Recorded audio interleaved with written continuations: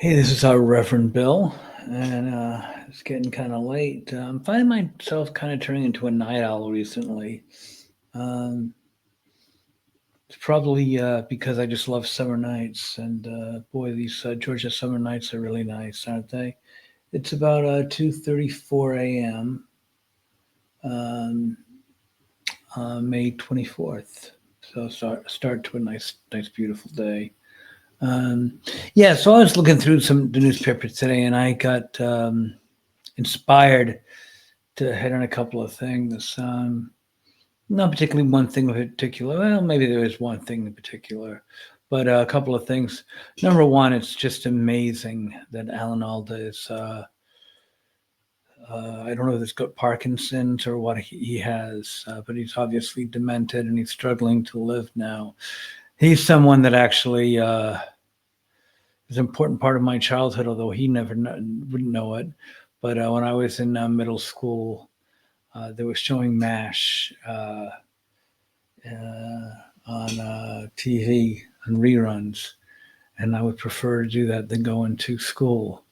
So I used to not go to school, unbeknownst to my parents. I used to stay home to watch MASH reruns, the early ones. I didn't like once they started getting serious. I liked the ones with Trapper and Henry. The later ones were okay, but I thought it lost a few miles off the fastball when Trapper left and Henry left. It stopped being a first a comedy and it went more to a drama that it had comedic moments. I thought, and by the end, I didn't really think it was all that funny at all. But yeah, it was kind of the generation that grew up there with the Mash. So and I saw him when I was in the movie theater get older, and geez, I wish I had a bug spray. The stupid moths driving me nuts.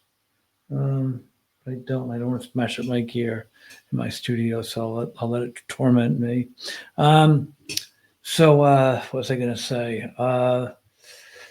Yeah, so it was kind of a big deal for me, and I saw those movies. He also did. Was it Paper Tiger with George Plumpton and same time next year, and he did quite a few of them actually. I liked Alan Alda, but now he's pretty much out of it right now. Um, Aviator too. He was good in that.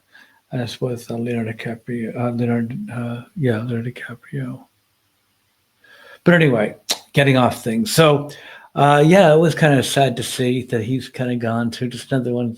Because it's funny. You're young, you see these young guys, and you kind of grow old with them. He's a little older than me, but as you get older, you see them getting older too. And he's probably about maybe 15 years older, and just a hint older than me. And you're seeing it like, wow, am I going to be like that at 15? I'm not even going to know where I'm going. Well, whatever. Um, but yeah, so that there was that, and then it's kind of funny. Another thing I want to make a note of how the world's changed.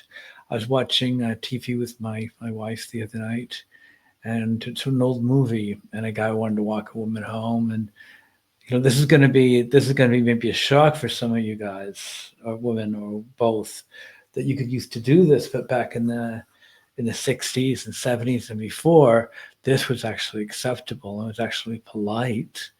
But if a woman wanted to walk you home, or you wanted to walk a woman home, and it was raining, and she didn't want you to, she's like, no, so it's too much trouble. You could always say two words and take it right out of her hand. You could say, I insist. If you insist, that means you're playing the gentleman card. And if you said, I insist, there's no reasonable way that she could say no to you, because that's it. Just like you're being the gentleman, everyone has to respect you being the gentleman. You couldn't do that now. You'd be a stalker. It's kind of funny. You're just not allowed to be a gentleman anymore. Kind of weird, but yeah, that's kind of a crazy world we're living in. Anyway, the next subject I'd like to get into is our good friend Annie Knight. And for those of you who do not remember our friend and confidant, Andy Knight. She's the one, I think she's from Australia, that finds it very comforting to run into the arms of a man for comfort, actually, to run into the arms of many men for comfort. She's been known to want to run into the arms as many as 1,000 men in one night for comfort. And that's what she's trying to do. She's 27. She's got the nickname of Australia's most sexually active woman, and I am not one to argue with her. Now, I wanted to bring the story up for numerous reasons. First off, I don't even know where to begin with the story. It's such a mess. All right, let's start with this.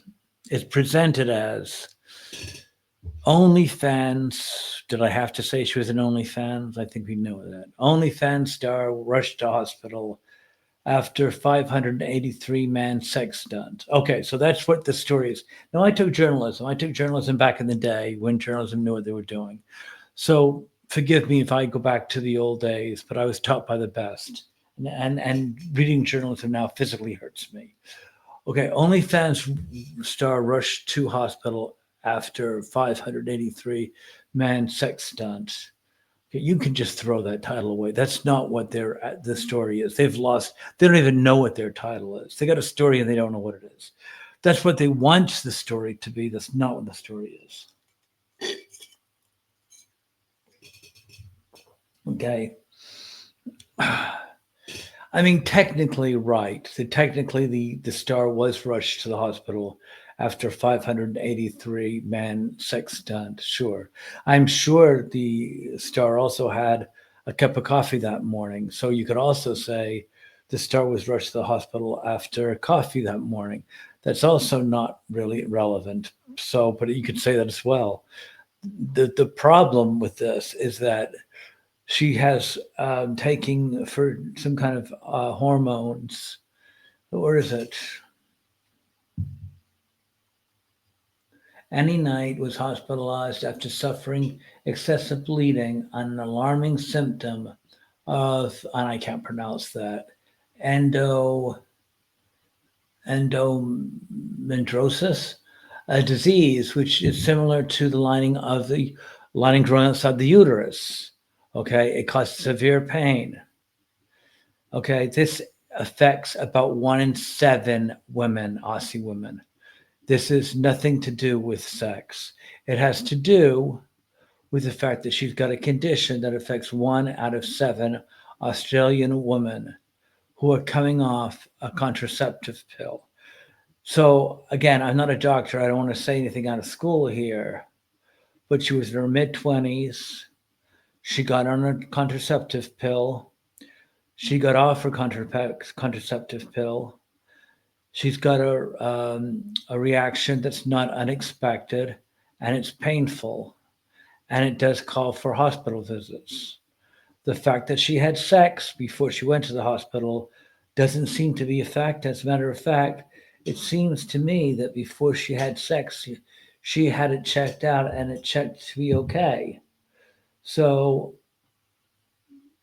she had it, she was aware of it, she had it checked out, and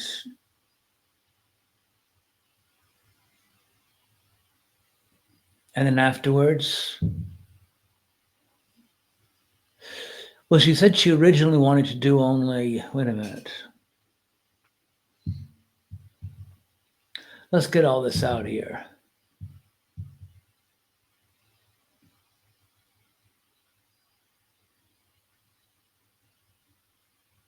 She said the second time she did it in the month. The first time she did it with 583 men. And then she said that was okay. She just wanted to see if she could do some more. Said that night she planned to do only 200, but she said 583 showed up. So how could she say no? She didn't say that, but I'm sure that was her attitude. But what the hell, the more the merrier. And so there you go. It took her just 6 hours. Said, just a warning, most doctors probably would not recommend this. Said it's been a hard couple of months for her. But the point I'm trying to get to is, okay, all right, so the first problem is the sex had nothing to do with the story, okay? So the sex has absolutely nothing to do with the story. She has a condition that came on to the fact that she took a contraceptive that I guess wasn't recommended in her 20s, and then she came off it, and fitting her description of her age for what she took and her timetable, I guess. They said 1 in 7 women experience that, and they're on it. And the very fact that she had sex all the time with that high number of men, I don't recall them saying anything to do with anything. So they just made that a story. I don't really see it as a story. So that gets us to the second part of this. So since it's not a story, the sex is not a story. If the story is the fact that she has a condition that 1 out of every 7 Australian women have, so what's the story? The answer is there is no story. So you don't print it because there's no story there. And that's why they went to the other direction. Because if they went with the truth, there is no story. You just got a woman who likes to sleep around. And let me get on to that. I don't really want to sound coarse here. I really don't. I don't mean to be. But you can't. I mean, this woman's doing something that really is begging for people to discuss. And it's hard to discuss this without being coarse or a little bit rude. So I'll try to be as nice as I can about it. But the fact of the matter is, when you do something that people are amazed at, you do something extraordinary. You climb the mountain, or you win a championship, or even something as maybe mundane as dunking a basketball. A lot of people can do that. I can't. Um, but you do something that goes, hey, I can do something not many people can do. Well, I had news for you. I don't know what she's doing. She's lying down and opening her legs. Maybe, I don't really know. I honestly would never watch that. There's nothing in there for me. And the thing is, and I don't want to again sound out of school here, but I say this because I want to stress a point. The world was a little bit different, and when we were younger, which was like 50 years ago, something like that. I just had a birthday, by the way, so I'm officially 60. But yeah, no, when I was younger, I mean, it was just crazy the way that that I don't know, just the whole dating scene. Women were respected. Holding a woman's hand was a big deal. Talking to a woman was a big deal. I mean, it's just the way things were back then. I was one of the toughest guys in the neighborhood. Um, but you bring a beautiful woman around me, I crumble. That's just the way it was.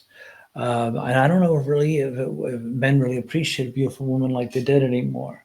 But that's just the way things were. I mean, you pretty woman coming around with a pretty smile. Doesn't matter how tough you are, you're down for the count. Um, but yeah, I don't know. So that's that. Um, what else? What else? I guess that's about it.